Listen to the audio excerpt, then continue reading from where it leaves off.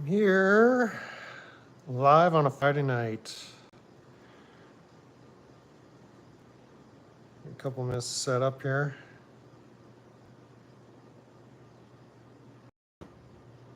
Come on, let's watch it.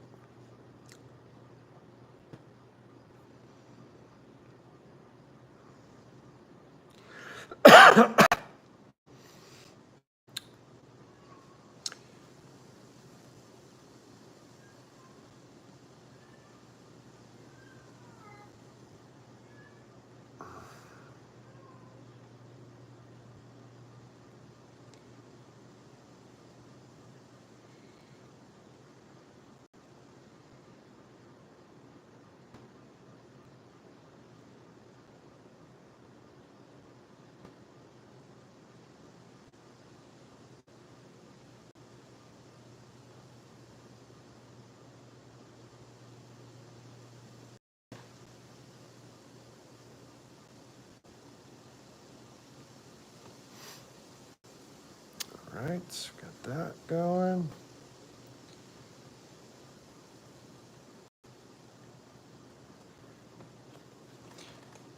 Maybe we'll do it over here.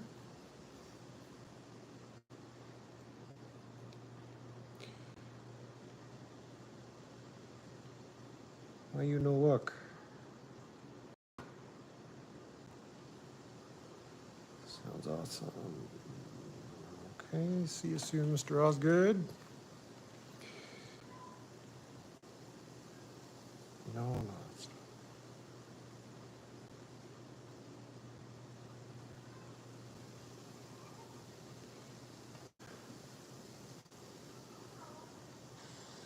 All right, I'm for real life.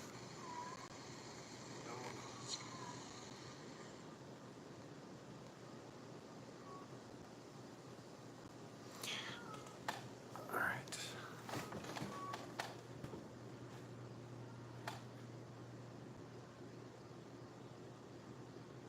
Put a like on this. I like myself. I'm gonna try to put a thumbnail on this before we begin. So welcome in, folks. Just give me a couple more minutes.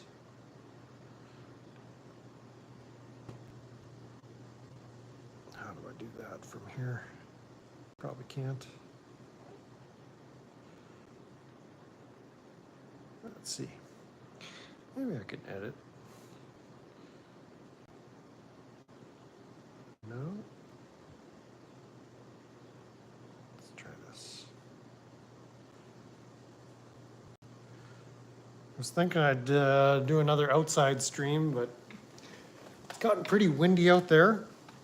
And there's some isolated storm cells rolling through the region, so I figure we'll stay dry. Give you some sound quality. I don't know if you guys noticed. Hopefully the picture quality is better. Is there smudge on the camera though? We're just getting glare from outside.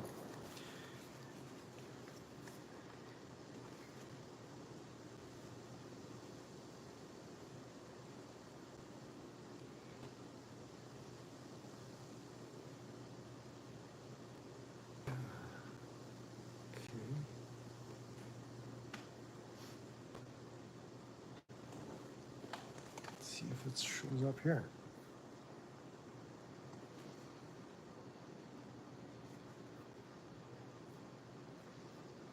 I can always do that after. But let me give it a try. All I can do is try.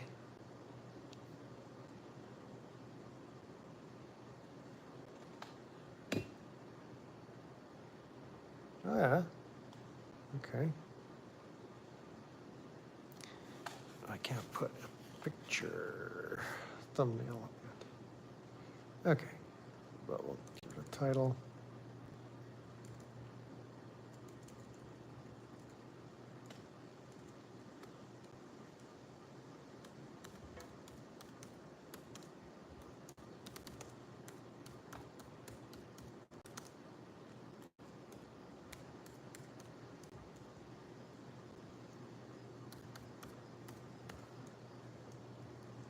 So one day I'll figure out maybe how to add some music so you guys have something to listen to while I'm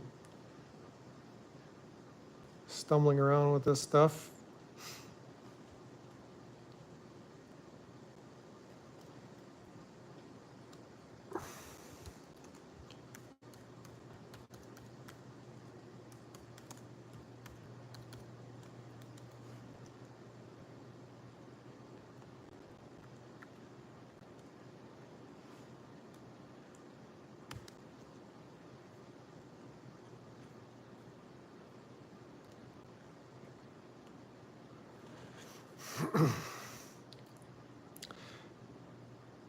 So, first news of the day. Still not entirely engaged with you guys, but I can start talking about it because it's news, and the headline is I got a conditional offer on my house. That's a pretty decent one. Yeah, let's just leave that. Save that. Bob's your auntie. We're in business. So we can talk about that for a few minutes. That's not part of the story time, but just the news of the day. So yeah, we had showings all this past week. Well, I guess it was exactly a week. And so today was the day we were looking at offers, and we got 2 offers, and they were both pretty close to the same. They both were conditional based on financing. So a cash offer would have been better. But the folks that ended up getting the offer are from out of province. They had a house that they had sold, and a mortgage company out there helping them with a purchase. It sounds like they were originally from Manitoba, or at least she was. And they got 6 kids. So this house is perfect for them. And really no onerous, egregious conditions that they attached to their offer, other than their mortgage company has to give them the final thumbs up. And so I think that's pretty awesome. And so possession date they put down was September 15th, which gives me almost 2 months to deal with the whole thing. Which again, perfect for me. And yeah, so I don't want to get into too many details because the whole thing is still pending. And depending on what happens in the next, their bank will let them know by August 1st what the dealio is. And so don't want to count my match, but I'm pretty pleased with the offer that we got. And the other offer, like I said, was pretty similar, a little lower. And we got offered a little higher than our asking price, which was good. It was right in the neighborhood of what I was hoping for. So all around, I think it was a really good process. Sold a house in a week, essentially. And yeah, so as people roll in too, this isn't going to be our typical music discussion, but I did find some music this week. I drove into town on some other business and stopped at my favorite used music store and found some Ozzy Osbourne. And so hopefully you guys caught my Remembering Ozzy video from earlier in the week on Tuesday. See, it's got a few views, which I'm pleased with. Just a couple comments on that. I've been in some other live streams and people chatting, and everybody's talking about Ozzy. And over at his Hollywood Walk of Fame star, his whatever Hollywood star, I don't know what you call it. They're basically creating a shrine or a memorial, and people are leaving flowers and mementos and pictures and candles and cigarettes and all the stuff that Ozzy needs wherever he may be right now. And so this is still fresh in everybody's mind. Like this is still a story. And one of the other commenters was saying, like, what did Ozzy ever do for you? I think I commented, Ozzy was a legend. Just, standalone statement. And he was like, what did Ozzy ever do for you? What did Ozzy ever do for me? Well, just for the simple fact that through his music and watching his videos and watching his performance over the years, that all helped my brain release the happy chemicals that I so crave. And just for that alone, thank you, Ozzy. I appreciate everything. Like, I remember back in the day, whether it was Much Music up here in Canada, the equivalent of MTV in the States, an Ozzy video would come on and I was like, yes, that guy again. I love Ozzy. I should find out where my chats are at here. See who's here, say some hellos. But, can I even chat? Oh, yeah. Oh, there's a few people here. Welcome in, welcome in. Welcome in. But yeah, like what does Ozzy have to have done? And it's sort of like, I think the point was all this celebrity worship is kind of overblown, whether it's the Taylor Swifts or Katy Perry's or Elon Musk's, like just this star power that people gain. But it's like, now that Ozzy's gone, I mean, I guess he'll only get better after he's dead. That's kind of the saying. Especially guitarists, they only get better after they die. But it's like, I can't do anything to increase his star power. Like his career, who he was, like it just speaks for itself. So I don't know. I don't ever want to get that cynical. I can be pretty cynical, but I don't ever want to get that cynical. It's like, what did Ozzy ever do for you? It's like, you did enough. You did enough to gain my appreciation and thanks. And thank you again, John Michael Osborne. You were one of a kind. Your voice was one of a kind.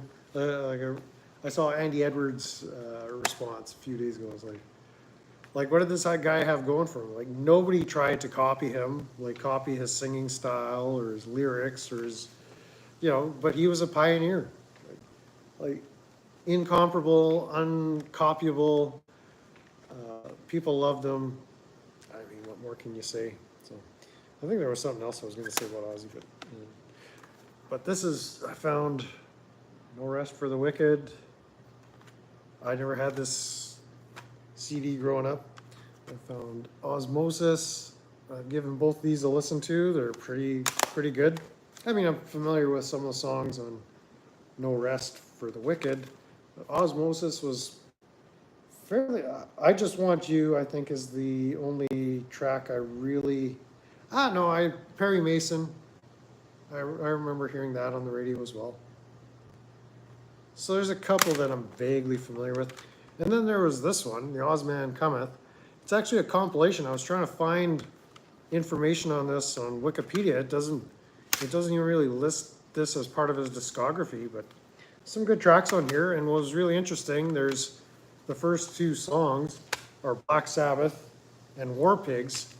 And the source of those, I didn't know if they were outtakes or demos, but they were from Ozzy's own personal tapes. What is it called? Ozzy's 1970 basement tapes.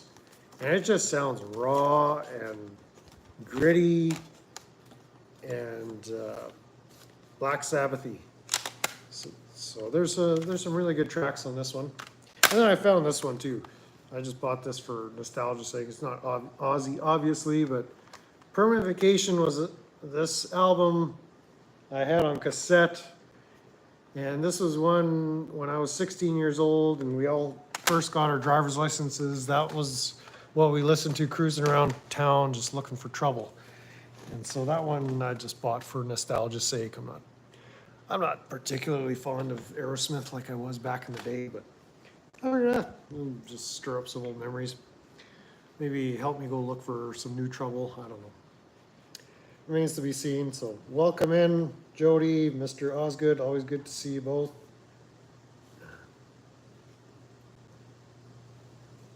And what other news of the day before I get to story time? Like this is going to be completely different than what you guys are used to. I got a story. I don't even know what you call it. It's not quite government corruption. Oh, okay, no, I know what it is. It's government shenanigans. I'm calling shenanigans. I'm calling out the shenanigans. So if you guys are into hearing stories about shenanigans, I've got a pretty interesting story, and it's got a happy ending for once, where the government flew too close to the sun and ended up getting covered in shit, which is something I always like to see. Hey, condensed reality, buddy, Loretta, you continue working. I've got a few things to show. I've had to do some redactions because I don't want to dox anybody. Like this is pertinent to my neighborhood. I'm not so concerned about myself, but it's more like I don't want my neighbors exposed on this YouTube channel. And there's a little bit of stuff I'm gonna have to read off my laptop or my phone. I think I got it pulled up, ready to go on my laptop. But let's go back into, I wanted to pull up a calendar too, because some of these dates are pretty interesting. But this is an example of bravado like I don't think I've ever seen before. So anyways, let's get into it. So on September of last year, September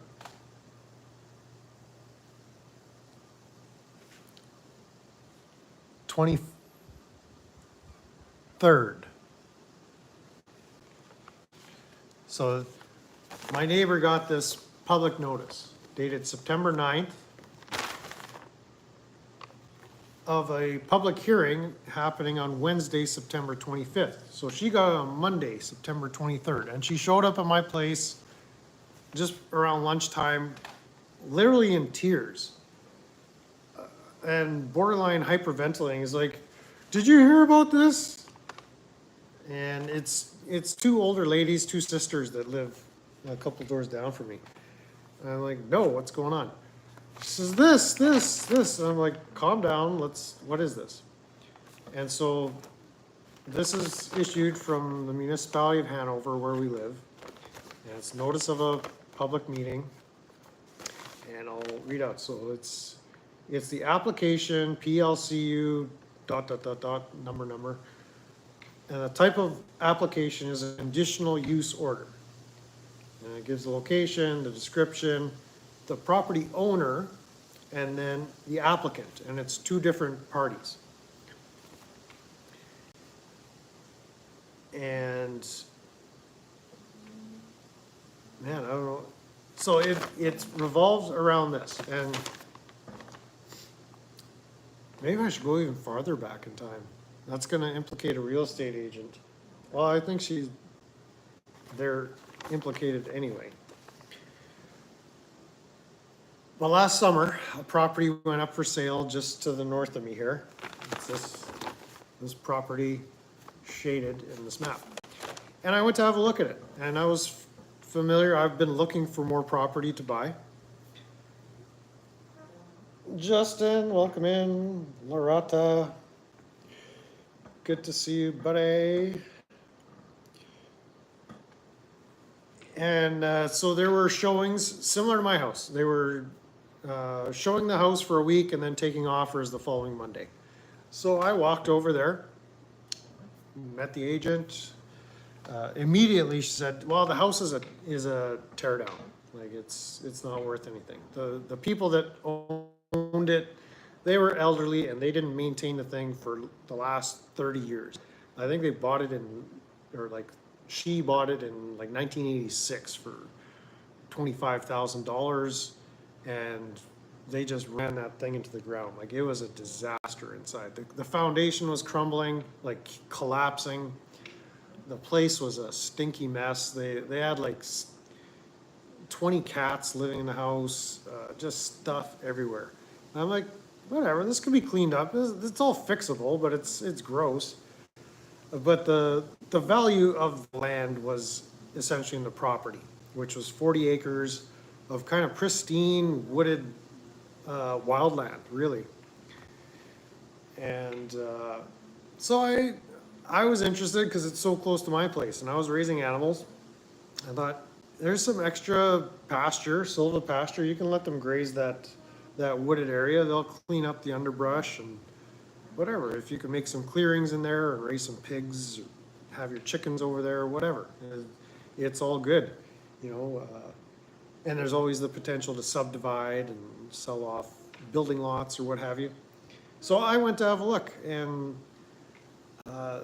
they were asking well below the assessed value, according to our tax rules here. And so I'm like, interesting. And I have a friend in Winnipeg that's looking to invest in property as well. So I said, hey, let's put something together, make them an offer. He's like, yeah, let's. So I gave him the agent's number because he had questions like, are there liens?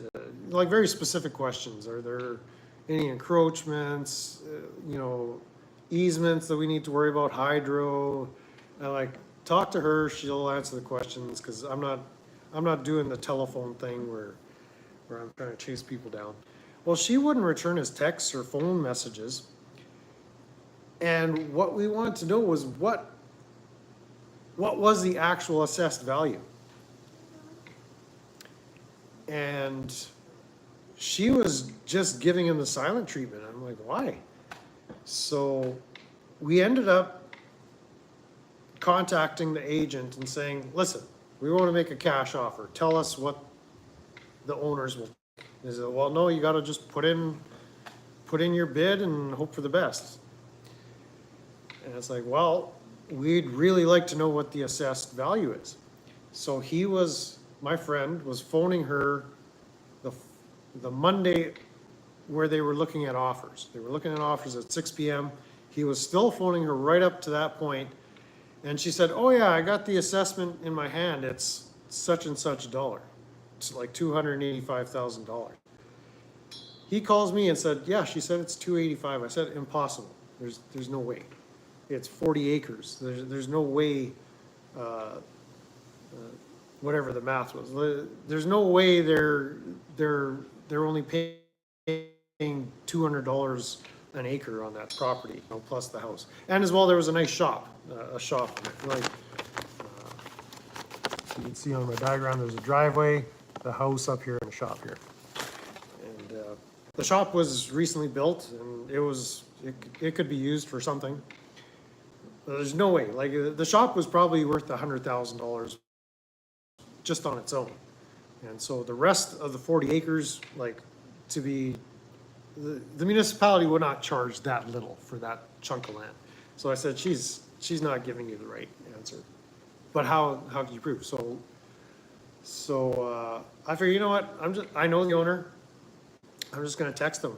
I said, hey, we really want to put in an offer, but the agent isn't answering our questions.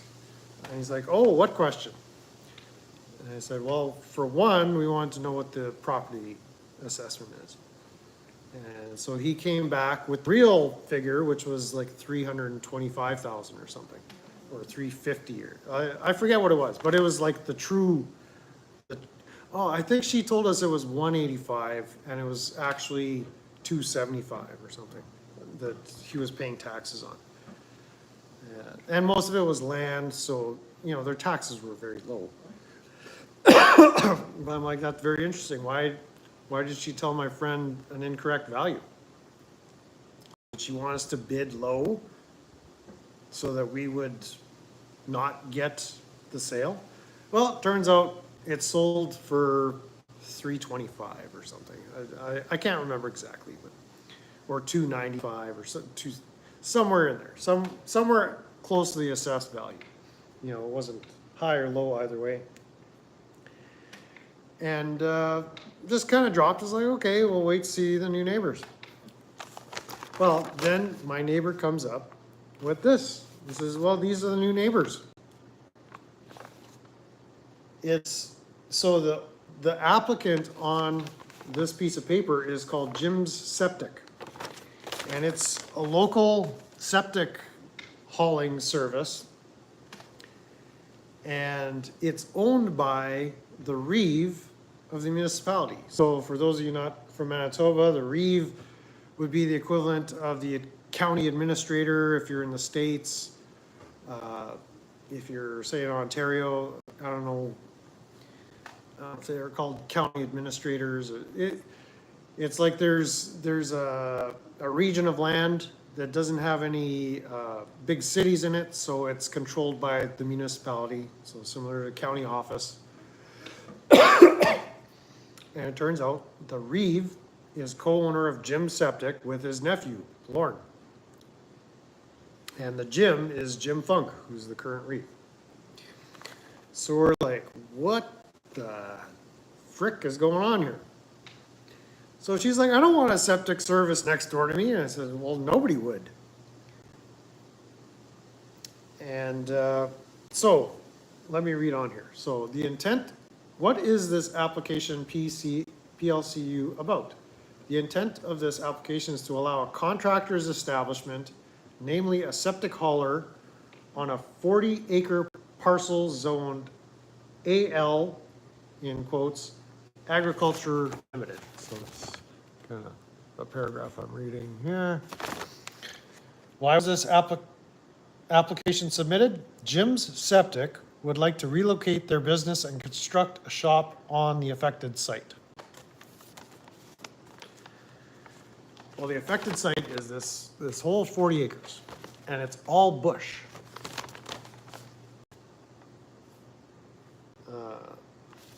Further at the bottom, just reading, any person who believes they will be affected by PCLU something, something, something is welcome to attend the public hearing on September 25th, 2024 at 5 p.m. to ask questions and state any objections to the municipal council. Where can I find more information? Reading on. A copy of the above proposal and supporting material may be inspected at the location noted above during normal business hours, Monday to Friday, between the hours of 8 a.m. and 4 p.m. Documents may be provided in alternate formats upon request. So there's a little more on the back, but everything I read here should have been enough to shut down what they were trying to propose. So a little bit of background. Jim Septic, they run about 5 or 8 trucks. They're currently on a paved highway 5 miles to the east of me. Perfect location, and it's where the nephew Lorne lives on site. And so in addition to septic pumping and hauling, they also rent porta potties. And so what they wanted to do was move 2 miles off pavement onto a gravel road and build probably a $500,000 shop back in this northwest corner here. Now I'm familiar with this area. That's all swamp. That's all swamp. And so they weren't going to build anything back there. And so there's stuff I know, and then there's stuff I can conjecture. But it's like these guys are up to something. Whether you want to call it money laundering or what, it's sort of like they were using this as a. I hesitate to use the word scam, but there was a scheme going on, and so immediately I just called shenanigans. So my neighbor received this on Monday the 23rd. The meeting was 2 days later on the 25th. And I'm like, what the heck? Like, we can't even call a lawyer if we were inclined to do that, to ask any advice, because the lawyer's going to say, well, I'll get back to you in a week. Like, I'm busy. Like, they're not gonna drop what we're doing to deal with this public hearing. And so it's like, well, this doesn't make any sense, because I looked up the municipal codes, like the zoning bylaw, and on zoned agricultural limited land, you're not allowed to put a trucking company. And they specifically in this application called it a septic hauler. That's a trucking company, any way you slice it. Everybody I've talked to, except people in the government, will acknowledge that a septic hauler is a trucking company. So that was my first objection. The zoning does not fit your application. There was no environmental impact or traffic impact study done. Like, this driveway that comes out of their property, so you're gonna have 5-ton, 3-ton, and 1-ton trucks coming out of a wooded, blind driveway onto a 55-mile-an-hour zone, 90 kilometers an hour. It's like, that's not a great idea. Even if it's a couple times a day, just morning and evening, like they're not bringing sewage, human waste back to the facility. They typically dump it elsewhere, but still, increased traffic on our road. It's a 90, high-speed dirt road, and people aren't gonna have a good time stopping if a truck comes ripping out without slowing down out of that driveway. If I've driven truck, if I was a truck driver, I would not want to drive 2 miles off a pavement into this crappy little compound, into a swamp. It just didn't make any sense. They would be storing chemicals like disinfectant for the porta potties. So it's like, what happens if that spills? Like, that's all germicide, bactericide, disinfectant. Like, if that spills into the soil with some, industrial accident, who's gonna clean up, and who would even know? Like, they wanted to hide it way back in the bush so that nobody could see from the road what was going on. I was like, that's a bad idea. And they wanted to construct a shop, like a pole barn with a wash bay. The wash bay would have a catch tank that would be emptied who knows how often and inspected who knows how often. But we're talking about like a $500,000 building. And we're just like, no, this is a bad idea. The noise pollution, the light pollution, there'd be security concerns, the traffic concerns. I don't want a trucking company on my street in particular. The nephew, Lauren, also owns a tractor trailer, like a grain hauling company called Cottonwood Express or something. So I'm thinking, oh yeah, here's what's gonna happen. They're gonna build a shop with a wash bay. There's gonna be all these semi-trailers pulling in and out, tearing up our road. Hey, Brandon Mitchell, welcome in. I'm just in mid-rant here. La rata to you.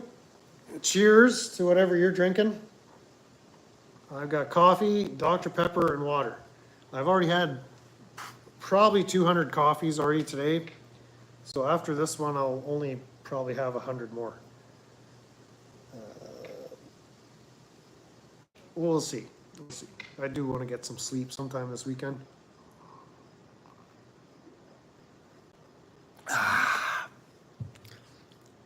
So we had a number of concerns. Like, I'm 3 doors down from the affected property. So I wasn't even sent this because I live farther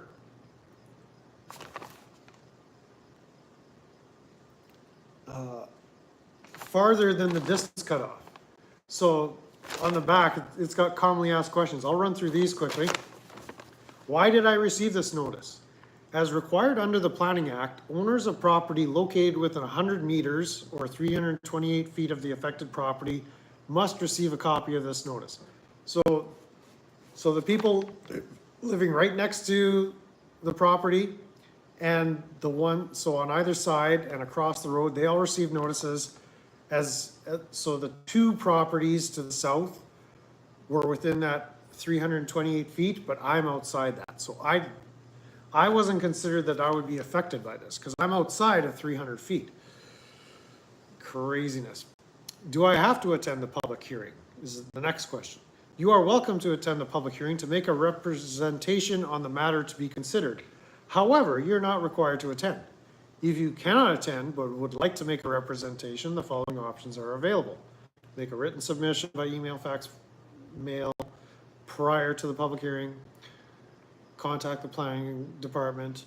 Attend the meeting virtually by emailing no later than 12 p.m. the day of the hearing. What happens at the public hearing is the next question. At the time and date noted on the reverse of this page, the proposed application will be presented to council.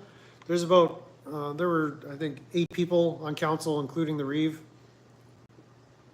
plus the administrator, the office administrator. At the time and date noted on, okay.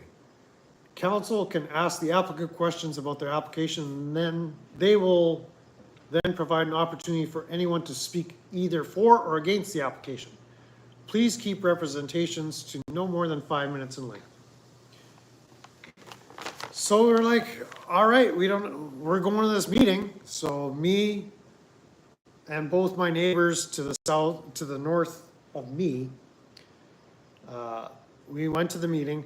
At first, I went around to other property owners that would have received the notice and said, have you looked at this? And they're like, yeah, we don't really have a problem with it. It's not a big deal. It's like, yeah, well, we think it's a big deal for these reasons. And so some of them were kind of indifferent. It's like, yeah, we don't care. Another one is like, yeah, those are good points you bring up. Let us know how it turns out.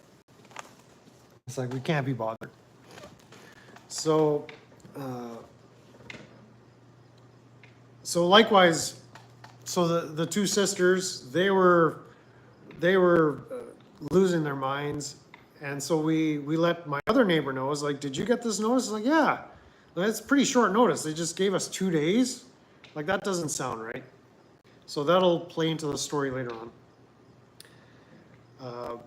So the day the meeting comes and we're set to go. So the sister that came here kind of in tears showing me this notice, she didn't go to the meeting because she said, if I go there, I'm going to be telling everybody to F off and like they'll be calling the cops. So I'm going to lose it. So her sister went to air their concerns. And so we got there and there was another presentation for a conditional offer prior to us. And the way this works is people don't show up to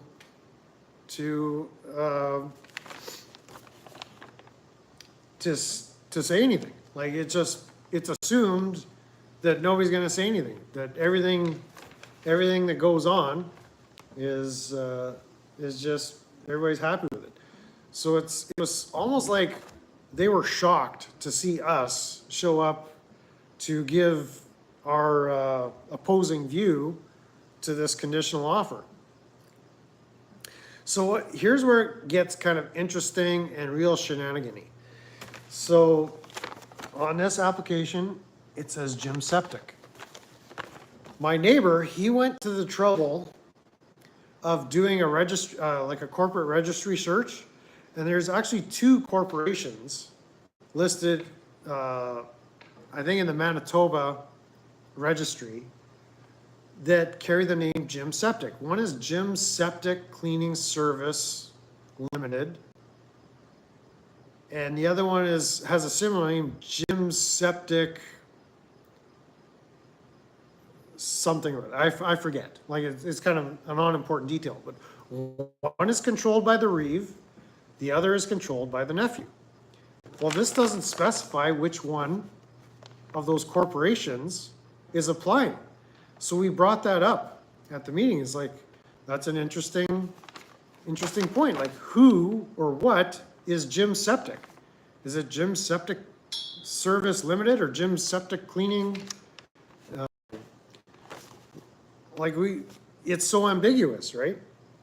The zoning doesn't line up. We don't know which corporation is actually identified in this application.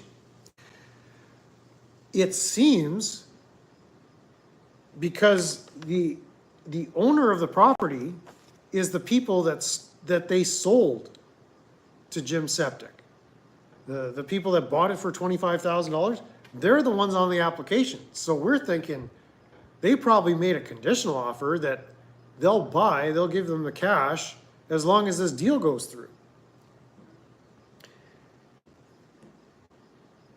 That I can't prove, but that's the most likely thing.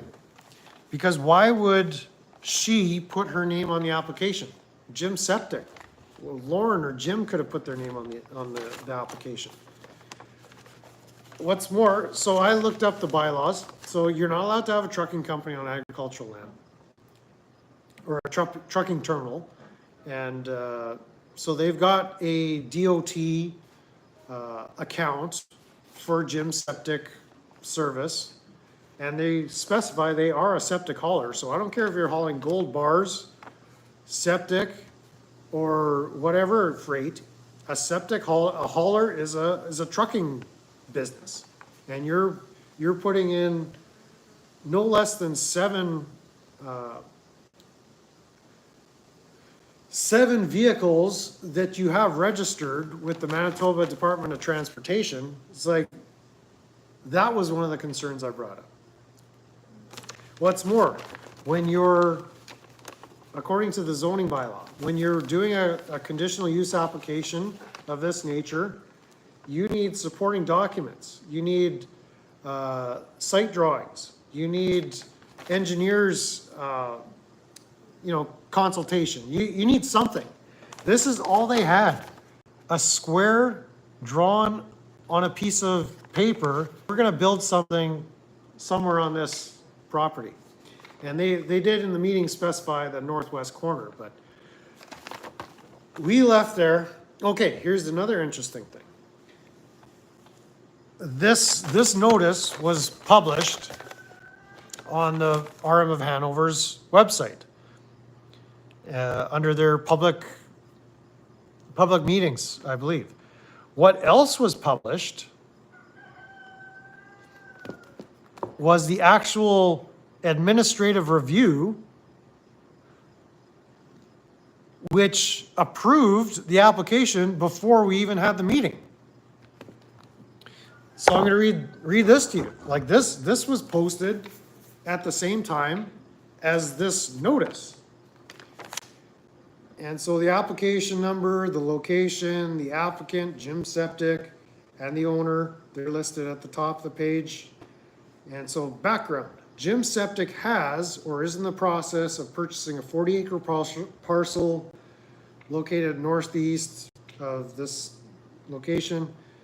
The site contains a residence and is otherwise largely tree covered.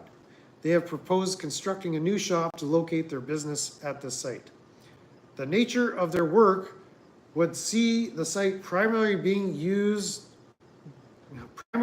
a base of operation with work being done off-site. Recommendations. This business is considered a contractor's establishment under the zoning bylaw. If you look at the RM of Hanover's zoning bylaw, there is no such thing as a contractor's establishment. That was another objection I brought up in the meeting. It's not defined. Contractor's establishment doesn't exist. You may as well say we're going to put up a unicorn farm. So these types of uses are conditional, requiring council approval. As with most contractor businesses, actual work is conducted off-site and the location in question would be used for parking, maintaining trucks, and possible administrative duties. Sounds like a trucking terminal to me. Based on discussions with the applicant, it is administration's understanding that the shop would be constructed in the northwest quadrant of the site, out of sight from the road or neighboring parcels. I misspelled site. Conflict with adjacent landowners is not anticipated. Council could consider approving this application without conditions. And it's signed by Jeremy Neufeld, Manager of Planning and IT. Suggested resolution. So that was the recommendation. It's like we could go ahead and approve it. The resolution, which again was published before we even had the meeting, whereas Jim Septic has applied for PLCU ... to allow a contractor's establishment, which doesn't exist according to the bylaw, namely a septic hauler on a 40-acre parcel at this location. Now therefore be it resolved that the council of the rural municipality of Hanover approve this application without conditions. And that was published on their website before the dang meeting. I'm like, what's going on here? Like, is anybody else detecting shenanigans, or is anybody, am I still here? Is anybody still watching? Oh, you're still here. Is this just an old man rant? And so we left, we went to the meeting, we said our piece. I said 5 minutes. I brought up the trucking terminal thing. I brought up the fact that there's no contractor establishment defined in your bylaw, your zoning bylaw. So what does this thing actually say? And the kind of the environmental impact. Like, oh, this was great too. So on the front side of the notice, it says, contact this office for supporting documents regarding this application. So the morning of, I'm like, hey, I may as well get as much information as I can before we go make fools of ourselves at this meeting. So I phoned up the office. I said, yeah, we got this application for this conditional use. Can you email me the supporting documents, or do I have to come in person to view them? And she's like, just hold the line. Yeah, I just talked to Jeremy. There are no supporting documents. And again, by their own bylaws, supporting documents are required with this type of application. Like, you can't, this is not enough. Like a drawing on the back of a napkin saying we're going to put a septic hauler service here. That's not what their own bylaw requires. And so I was livid over that. Well, I kept my composure in the meeting, but it's like, what do you guys, all this is nothing more than nonsense. Like, none of these words make any sense according to your own bylaws. I didn't write the bylaws, you wrote the bylaws. So I kept it under 5 minutes respectfully. And I was hammering on the fact, like, this is a trucking company, you're building a trucking terminal. And the owner, the nephew, stood up, I have a trucking company, I know what a trucking company is, and we're not establishing a trucking terminal.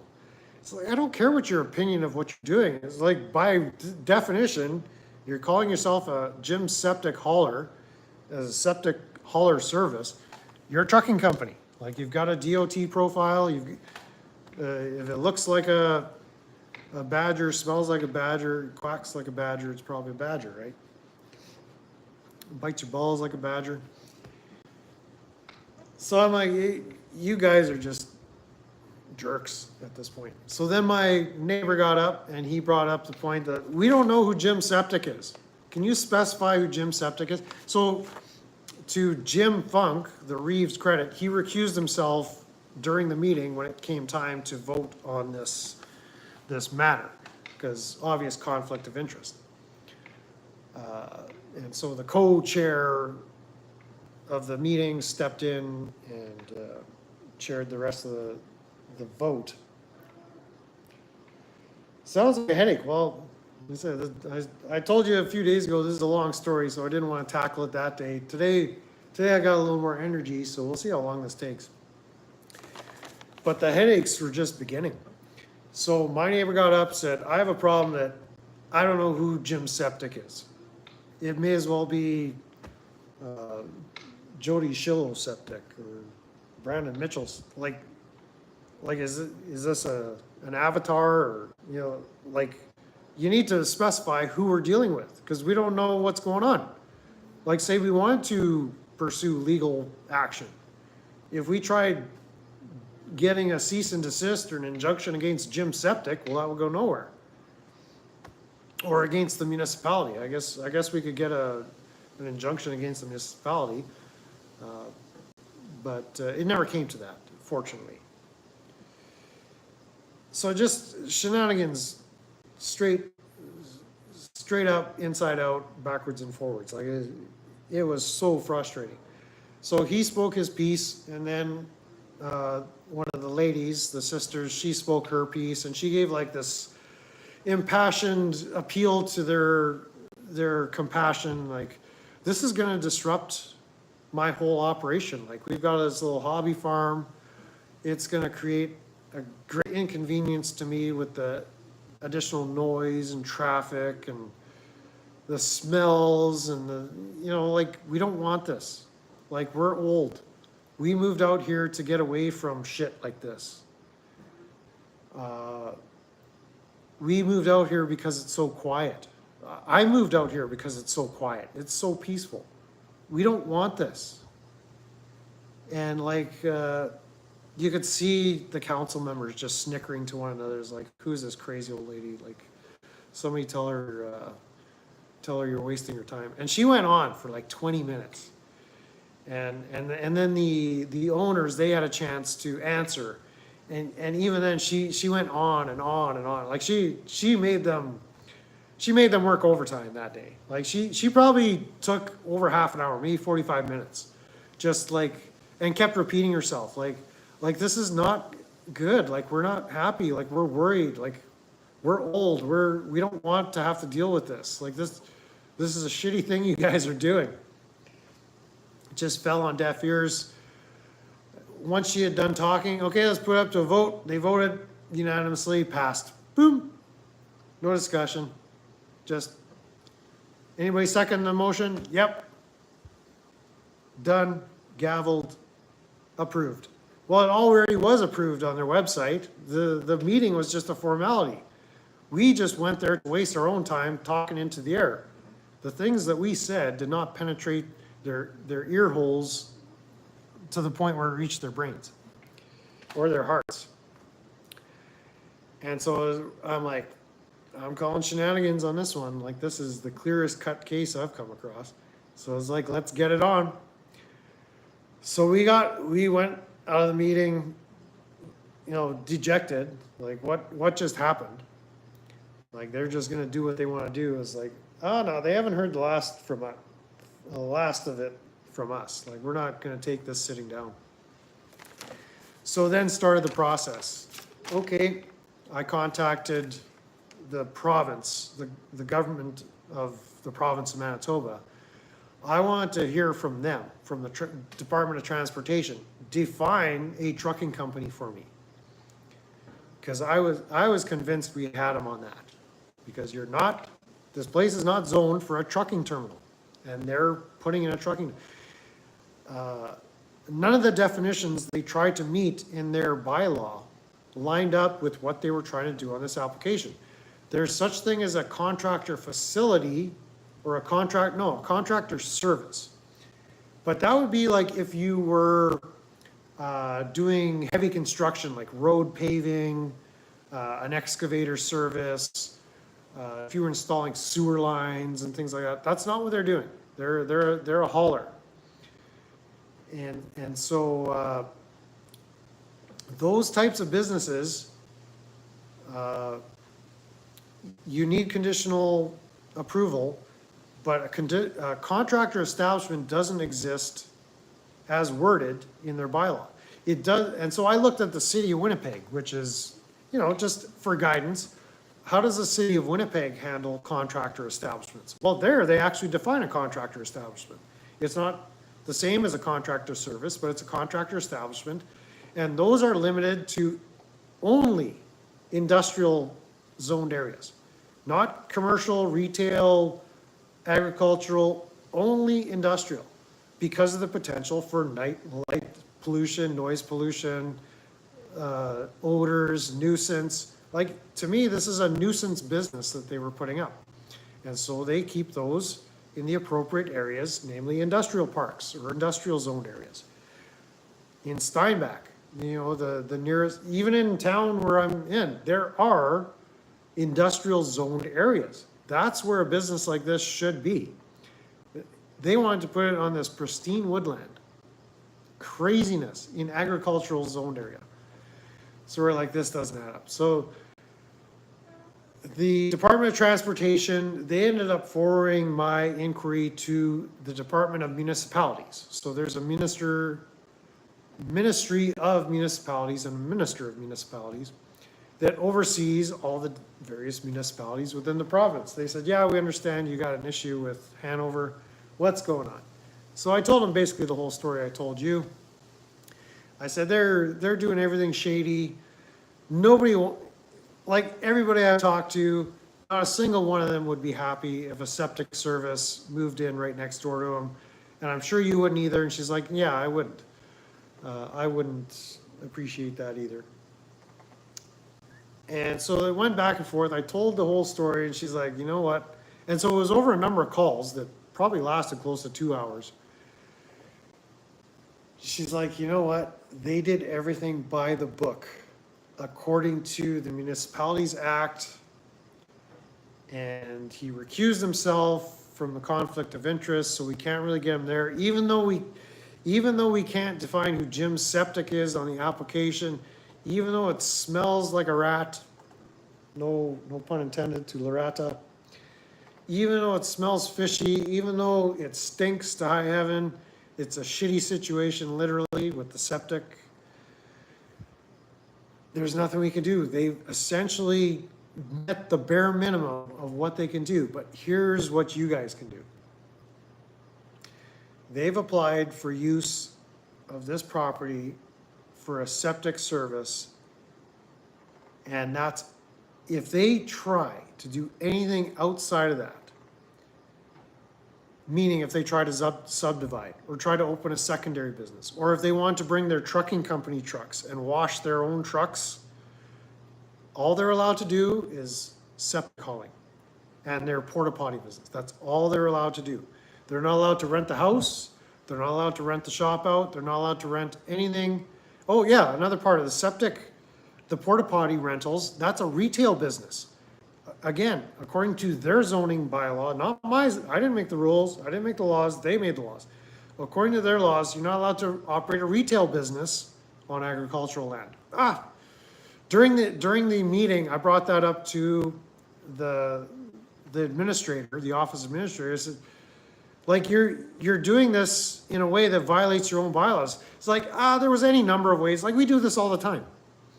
It's like, oh, you do you? So it's like, yeah, if we wanted to, we could have done it another way. It's like, oh, okay, so we were screwed no matter what way you chose to approach this. Spencer Hughes is in the house. Don't recognize Spencer, but welcome in, buddy. It's Old Man Rants Story Time Friday Night Extravaganza. Just telling the shitty story of the septic service that couldn't. The happy ending is there's not going to be a septic service there. So, spoiler alert.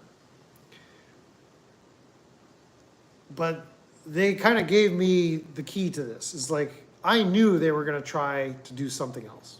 I knew they had more in store than just a septic, where they were going to subdivide and build a property and sell it and make their money back on their initial investment.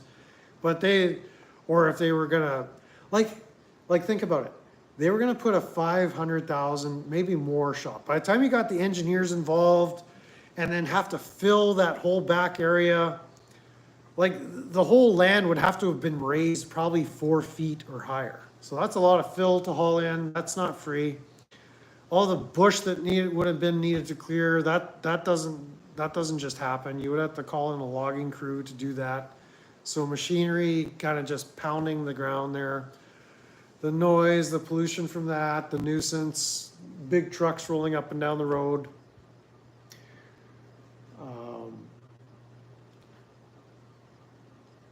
Like none of the due diligence was done on their part.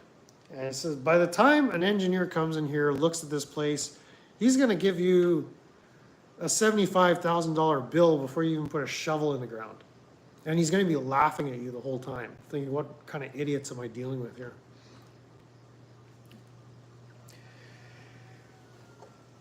And I knew we were dealing with idiots. Like these guys, they got lots of money, but not a lot of brains.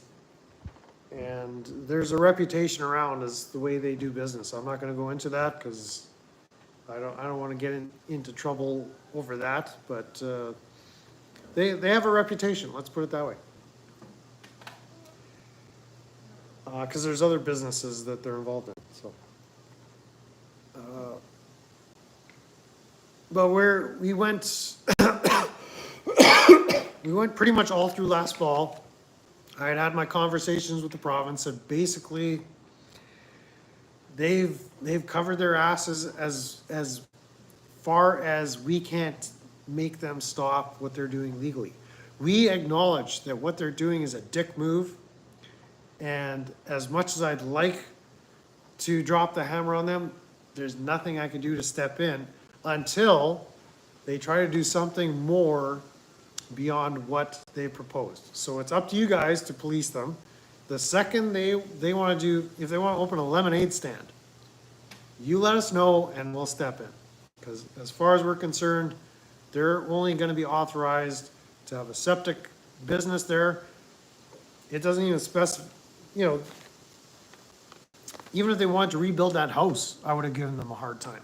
It is their own property, but I said, your application is not to rebuild a house or to build a residence there.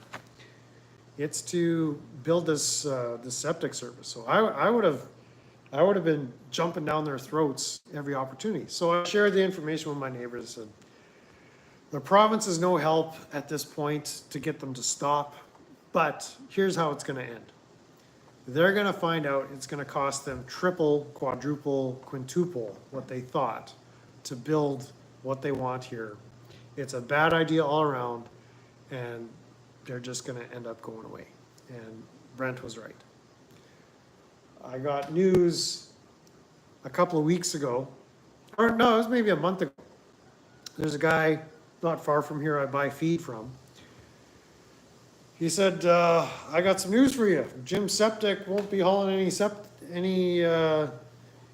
out of that property to the north of you. I said, oh, really? He says, yeah. My daughter's daughter bought the place. Her and her husband are gonna build a house there. I'm like, super. Like, what happened? He says, well, I'm not too happy about it because they paid way too much. So according to him, he said they paid $350 for essentially a gigantic building lot. But I got a bit more of the story. The couple that bought the property, he's in construction. He has plans to build storage buildings, like far from the road, from the view of the road. And they're gonna build their house way in the back of the property. And he's gonna put a couple of spec homes up on the northeast side of the property, close to the road, which he's gonna build and sell. And so he'll be able to pick his neighbors because he can sell to whoever wants to. So smart guy. I like the way this guy's thinking. Young guy, very nice. My neighbors met him. I haven't met him yet, but he's related to my animal feed guy, so my farmer guy. So it's like wonderful, wonderful. So we don't have to fight. They gave up the fight. They realized how stupid their plan was and they gave up. And I kind of knew it was going to come to that. Now, all this time, we didn't know this. It wasn't until this spring I decided I'm going to sell this house I'm sitting in right now. So I told my neighbors, like, I'm going to be gone. Like, I'm not carrying on this fight. It's going to be up to you guys to enforce this application approval. As a, you know, I'll help if I can, but I have no dog in the fight now. I'm going to be moving on. So you guys can do it, but we won the fight. Or karma or common sense kicked in and they realized their folly. And so I hope they spent a bunch of money, you know, whether with consultants or, you know, there was a few weekends last year where there was some crews trying to clean some stuff up. So I hope it cost them a few bucks and maybe they learned their lesson from this. But it was just the stupidest, most asinine proposal from the beginning. And what irked me the most is it was a good old boys network. because we were sitting in that council meeting and you see, this one's going to be running for Reeve next time around. So it's just a system of paybacks. I'm going to vote for your business, for your application, and when I'm Reeve, you're going to get my approvals made. So I'm not going to call out the whole council, but you could just see the guys communicating non-verbally, like the nods and the winks and the smirks. Like, it was very rude. Like my other neighbor, like I wasn't paying attention. I was focused on what one of the sisters was talking about. But my neighbor said, "Did you see all those side-eye glances and smirking and giggling from the guys?" And I'm like, "No, I wasn't really paying attention, but that's rude as hell."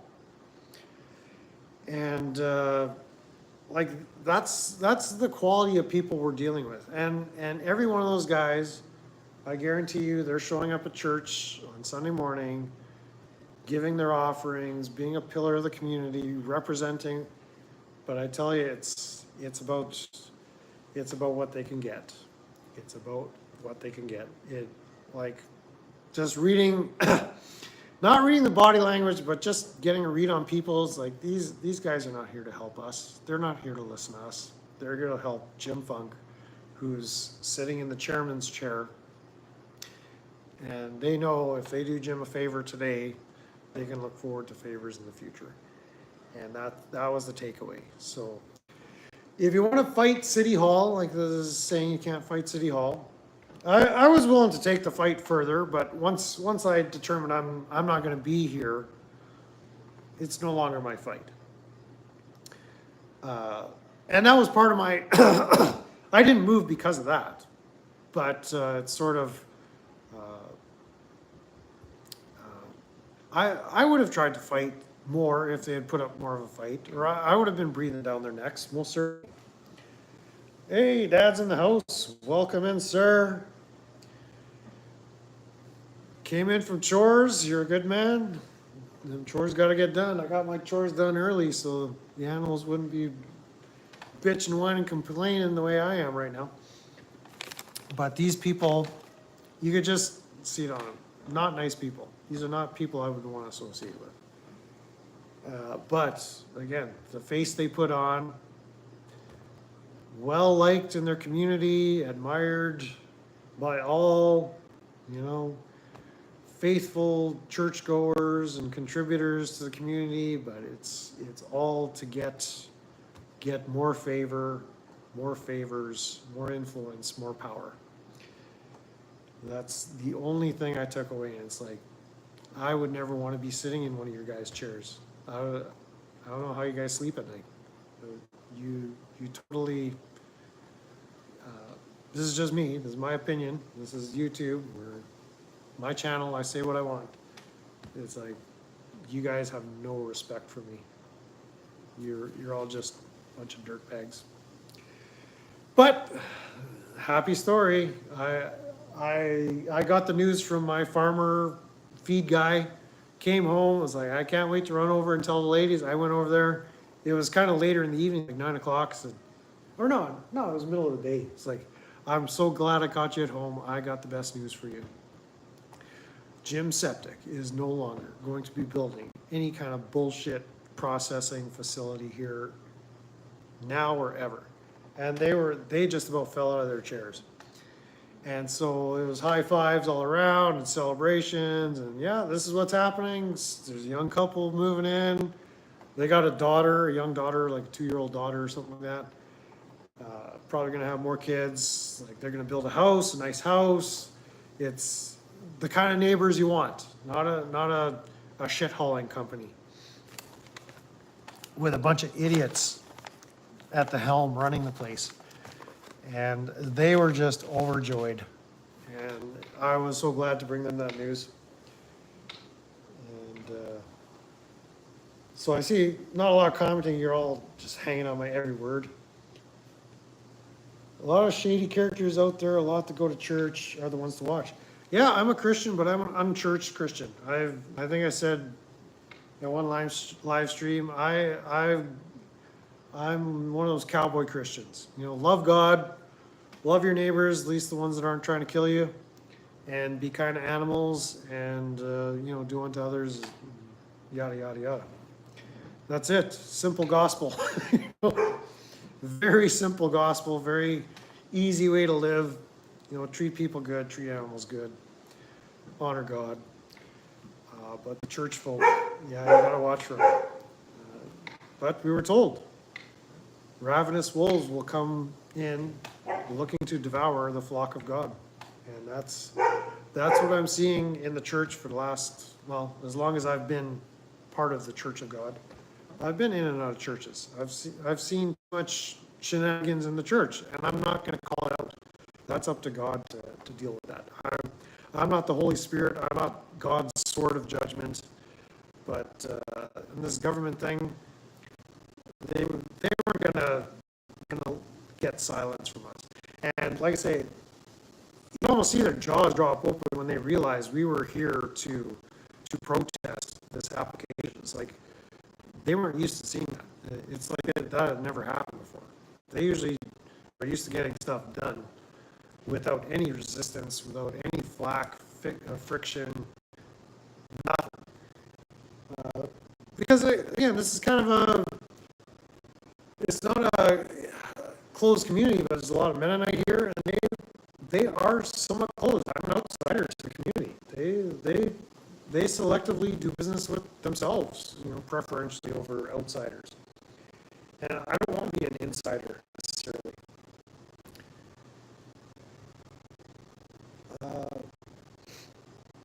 Yeah, there's not a lot of chat to catch up on, so you can go back, watch at 3.5 times speed and get caught up.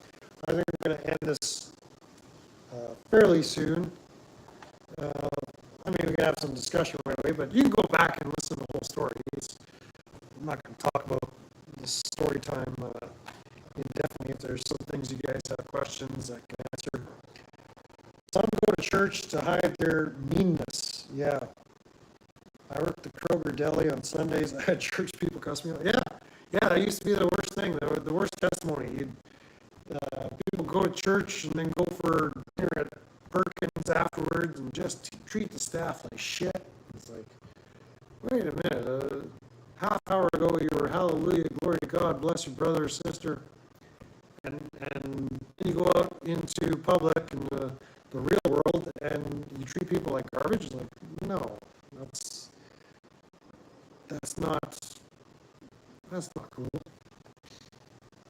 So again, I'll call it out what I see, but it's not my job to fix it. I'm not going to fix the church. That's beyond my pay grade, as they say. But the other news, I don't know, what do you guys think of the picture quality?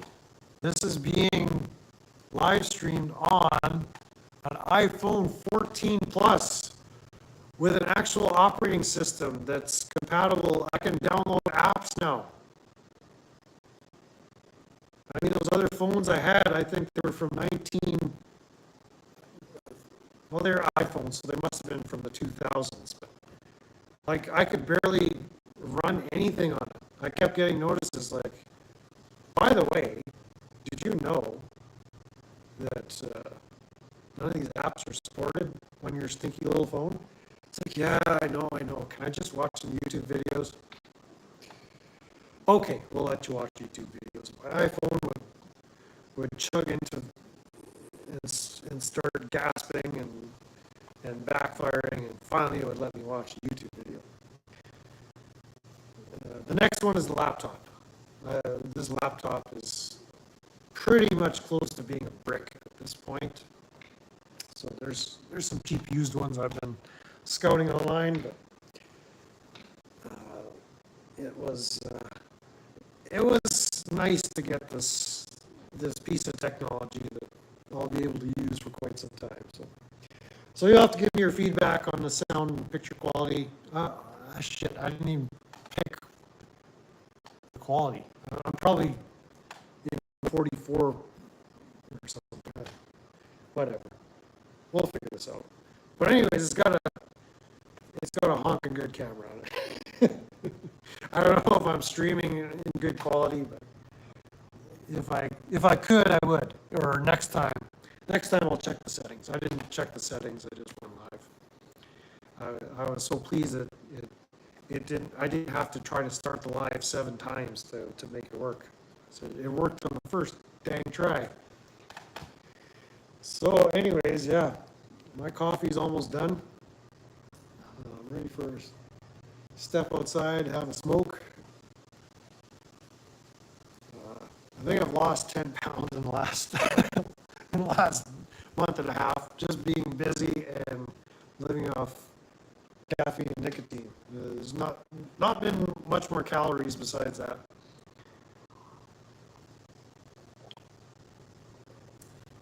And yeah, so I hope you like Shitty Time Story Hour and you like hearing shitty stories.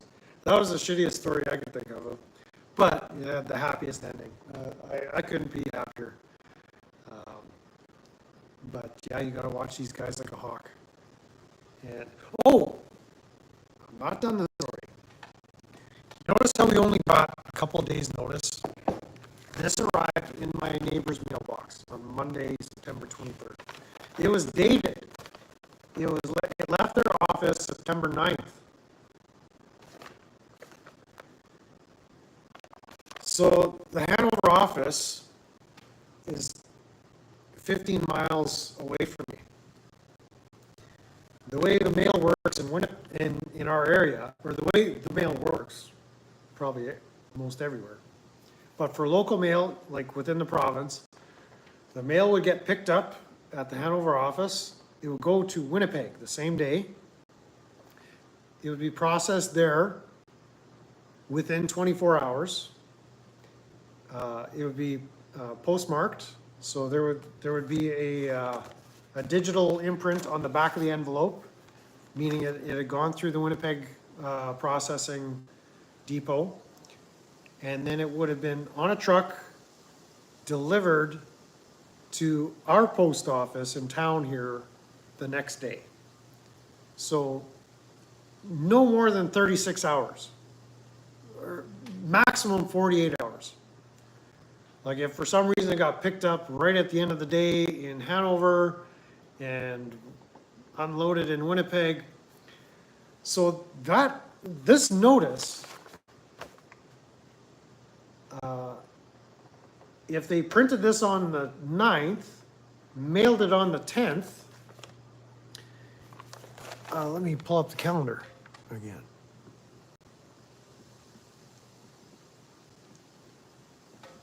September 9th was a Monday. This should have been in our mailboxes, or their mailboxes, Tuesday or Wednesday. No later than Wednesday, the 11th of September, 2024. It didn't arrive until 12 days after it was supposed to. Now, I have an old friend. He was a roommate of mine. He was a retired guy. I knew him back, well, I still know him, but we were roommates. He had an upstairs suite in this house that the landlord lived right across the road, and there were 2 suites, an upper and a downstairs. Both had a kitchen, bathroom, everything. I was on the main floor, he was on the second floor. He was this retired postal worker that I met at church, but the coolest guy. He had stories like crazy. He should have a YouTube channel, just telling stories. Oh my gosh. He probably doesn't even know what YouTube is. And he's probably close to 80 now. But the stories, man. We would sit in the backyard, have a campfire. He had his dog that was near death. His dog was like 19 years old or something crazy, this old collie. Blind, lame. He didn't have the heart to put him down, but that poor dog. Anyways, he was a postal worker, so I said, bro, you tell me how this works. How does a letter take 12 days to get from Winnipeg to my post office? He says it doesn't. That's impossible. And he explained the whole process. He said, here's how it works. Picked up at the location, anywhere in Manitoba that's accessible by car or by truck, So, obviously, locations that are 8 hours away, they would still get to Winnipeg the same day they're picked up.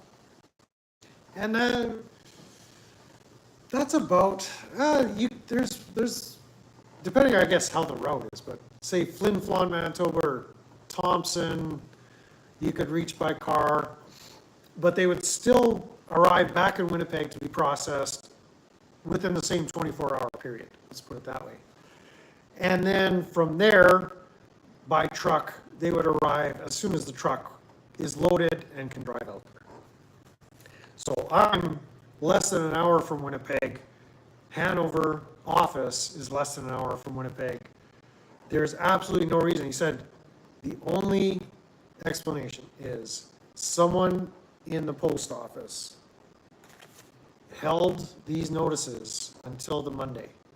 That's the only part in the chain. If it was postmarked, it was processed in Winnipeg and it went straight onto a truck, there's no way a truck driver or anybody could have picked these notices out of the mail truck and done anything with them.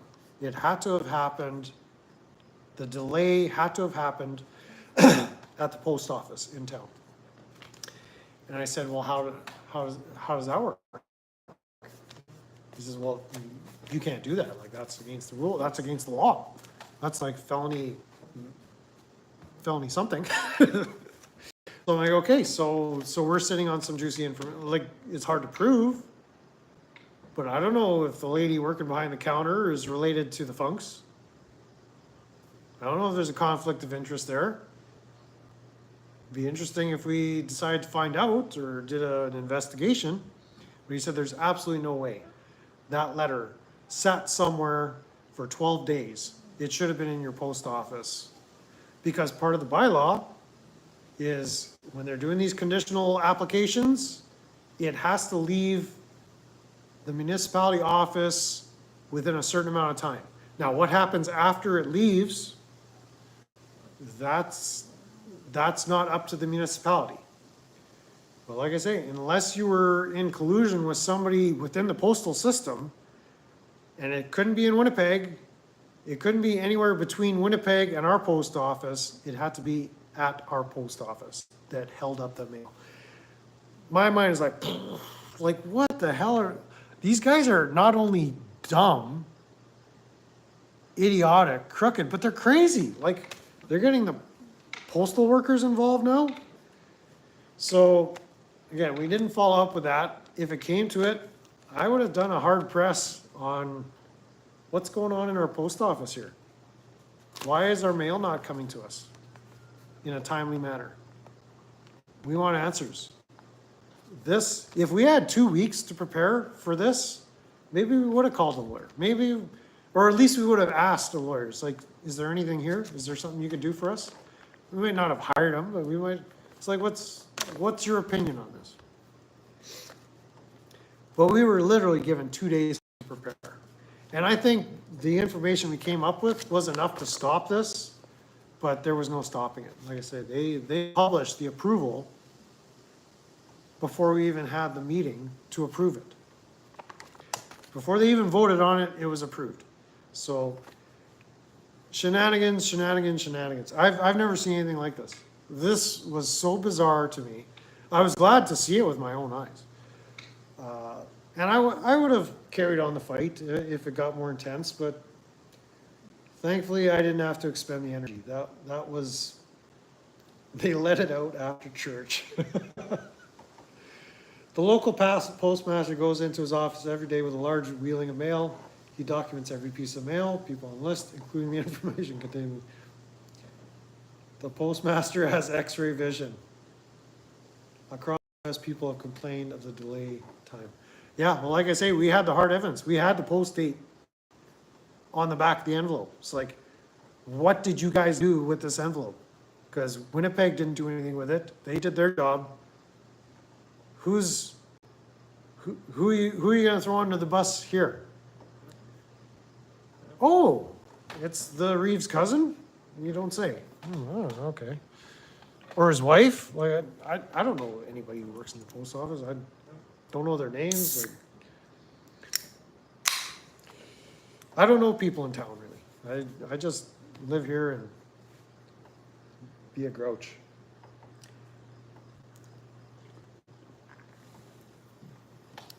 But to me, that speaks to some kind of premeditated, like somebody, there was some intentionality there. It didn't just get lost in the corner. It was like, oh, geez, we better get this in their post office box. The meeting's in 2 days, and they need to know about it. It's like, no, they knew the addressee and where it was coming from. That's the only explanation. It didn't get lost anywhere. I asked my buddy, like, what happens if a letter gets lost in Winnipeg? He's like, they would never find it. Like, it would never, nobody would have found it in time. Like, it would just be gone. You wouldn't have heard about the meeting. And really, the municipality office would have been exonerated if it got lost.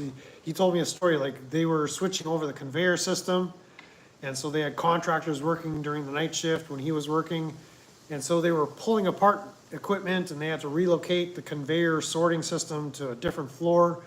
And the part that they were removing, he said he looked down through the floor and he could see a pile of letters. They were all covered in grease and whatever, so they obviously fell off the conveyor sorting system, and they were down there probably for years.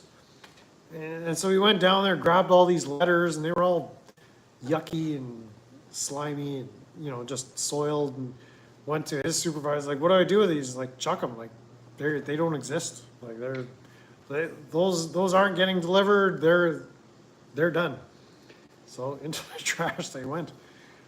It's like they never got sorted. They never got post dated. Like, they're long gone. Like, they're I guess at a certain point they're irrelevant. They could have been there for 20 years or longer, 50 years. Who knows? Maybe the stamps might have been worth something as collectibles, but he's like, chuck them. But he said, yeah, there's no, in what you described, they were picked up in Hanover, processed in Winnipeg. If they were delivered to your post office, that chain of command wasn't broken. It operated as it was.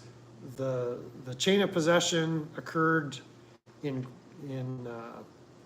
the post office, and that's where the shenanigans took place. So I found that fascinating, that they would go to such things to try to pull that and make us scramble. Gave us 2 days notice. And we did our best. You know, I think we did a good job in saying our piece. It wasn't going to make a difference. It didn't matter what we said. It didn't make, and that was the discouraging part. It's like they had made up their minds. There was literally nothing we were going to do to change that vote.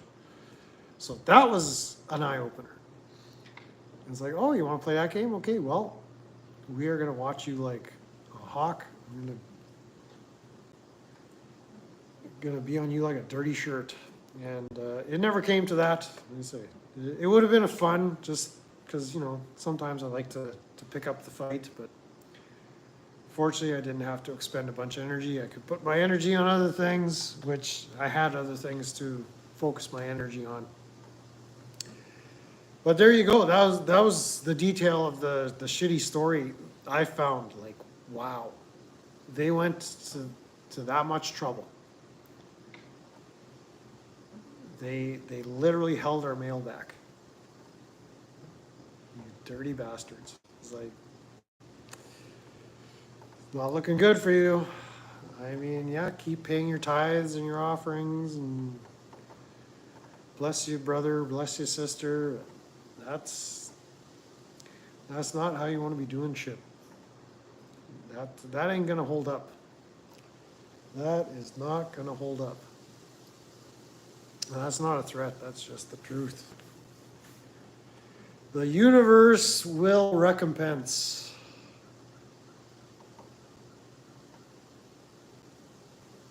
The postmaster cried when he read my mail. Do you have a story to share, Dad? I think some of y'all need to get So some of y'all need to get your own YouTube channels, start telling stories. But that's my story of the day. The other one is the iPhone. There were some stories behind that too, but I got over it. Wednesday was a stressful day, going into the city and picked up the iPhone, picked up some other stuff. And it just wasn't. I'll save the next story for another time, because there's another story. But there might be more to the story, so I don't want to spill the beans, so to speak. So, that dog photo bombing this stream. It's full of beans out there. All right, so questions, comments, concerns. What do you guys want to know? What do you need to know about my sad tale that's gone on for an hour and a half now? You guys had enough? I'm gonna go back to talking about Slade and Ozzy and AC/DC. Like, what's the matter with you? He's not here, so we can talk about AC/DC for a bit.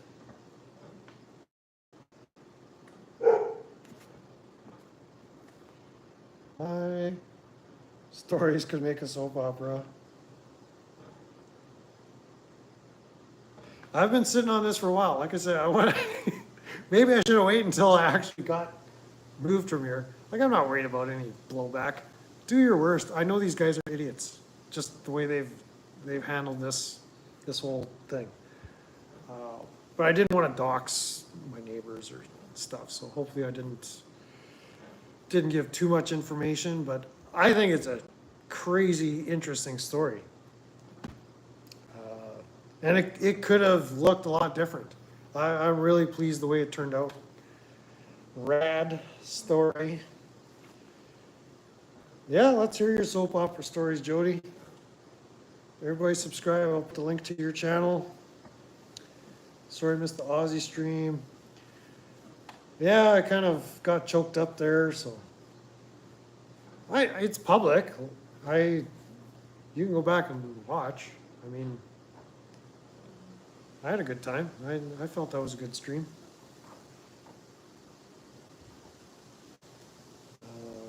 There's more to say. I didn't want to go on and on and on. But it's like I've seen so many of the retrospective and memorial videos. Like, Ozzy Osbourne was born in Birmingham, England, and he held many jobs. Like, it's just this biography. It's like, that wasn't my approach, I don't think. I give, like, this was the impact he had on it. Like, he helped shaped, in a way, like, or he was an influence. Let's put it that way. I wouldn't say he shaped my life. He was an influence. Like, I have a deep appreciation for the music he put out with Black Sabbath, solo career, television career. Like, he was featured in WWE wrestling. I don't know, maybe it was WWF back in the day. Ozfest, like, just everything. The Back to the Beginning show, like, just the whole package, like, just soaring out on top, over the Rainbow Bridge like that. Like, I wouldn't say what a perfect life, but what a life. What a life. And Andy Edwards was saying this in one of his streams this week, where this was back when he was performing with Robert Plant. And they were at some affair. I think it might have been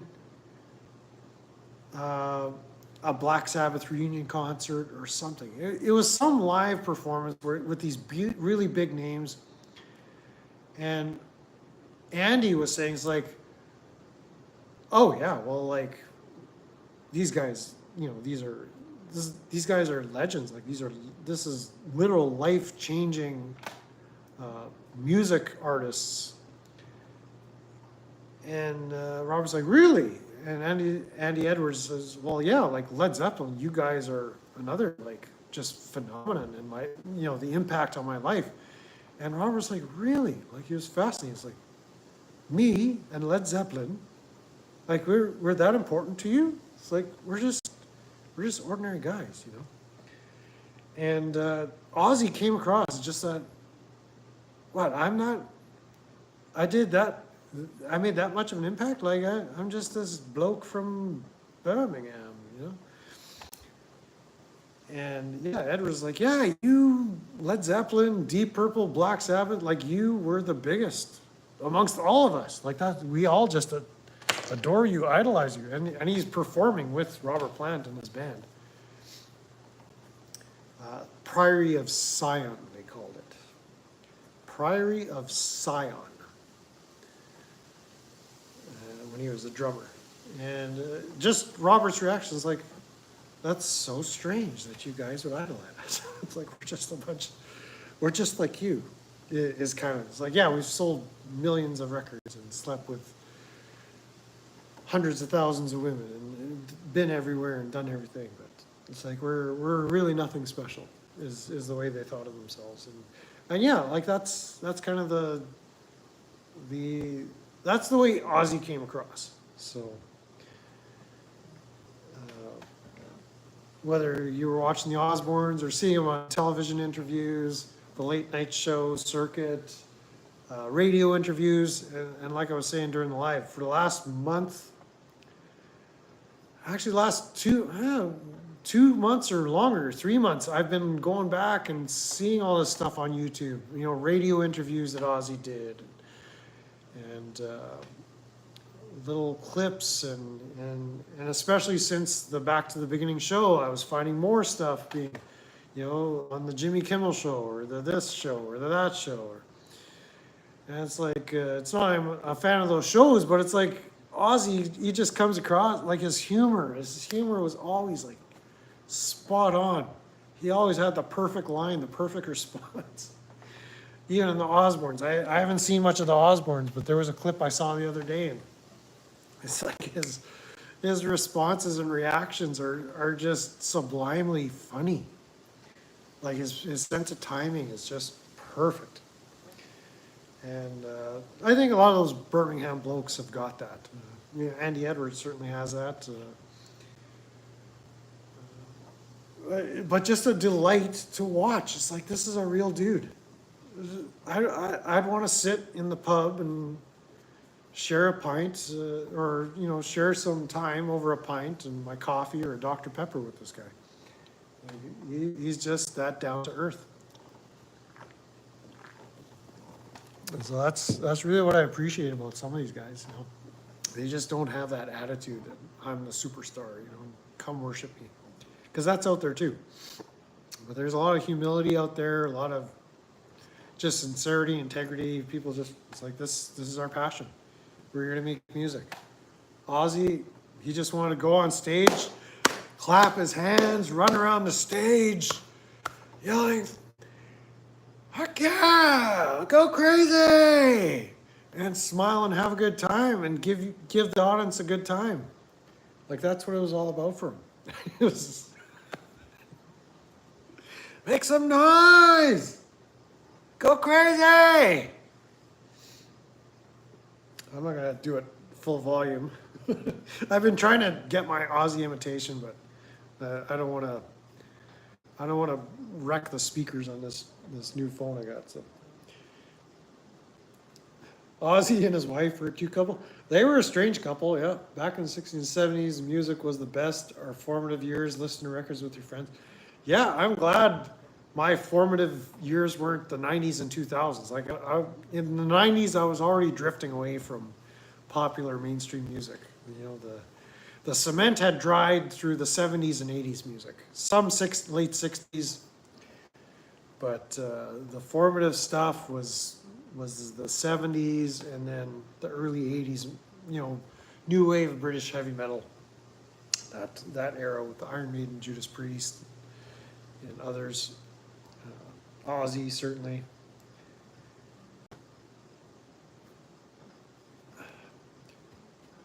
Now we got you a good time. I miss him. Like, I never knew him. I said that I'm gonna miss you, Ozzy, but I didn't know you. But I'm still gonna miss you. It's just the way it is.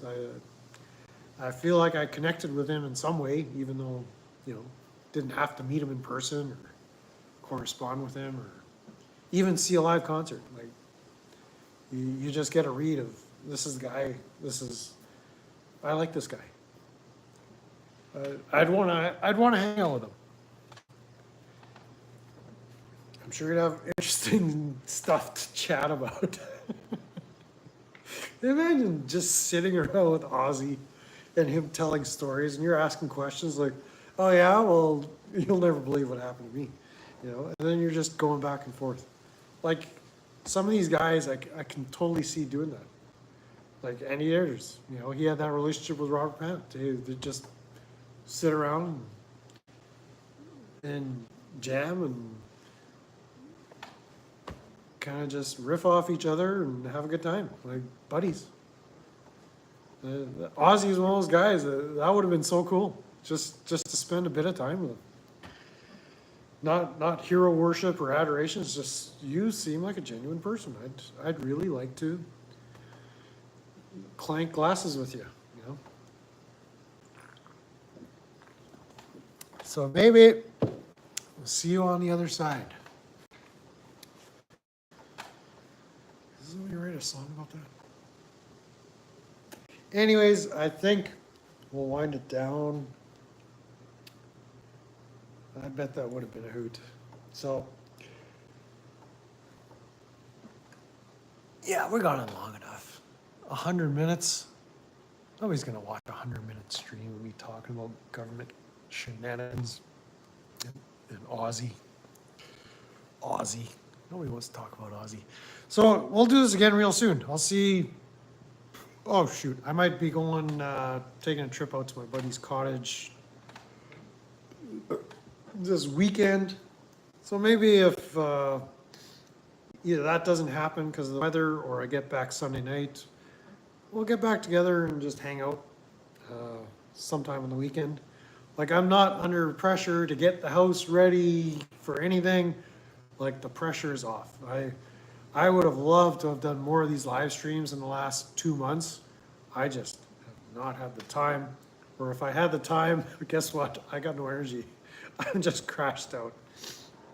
So we've reached a point where I can muster the energy to sit here and hang out with you guys. And not, you know, not slip into a sugar coma or something like that, or have a nervous breakdown. Like, it was just, the last 2 months have been close to overwhelming. I'm not looking for sympathy or trying to make you feel sorry for you, but I was about pushed to my limit of, you know, just physical endurance and just stuff coming at me out of left field, completely unexpected, almost to the point of, I felt it was like forces were sabotaging the process. And that'll be another story. We'll wait till all the dust is cleared and I'll tell you some stories, some more shitty stories. But yeah, the pressure's off. I got some breathing space. I feel a lot lighter. And so we can do more of this more often. And hopefully I'll actually have something to say. I don't want to just come out here and waste everybody's time. But yeah, can't wait. I hear that work keeps me crashed out this week.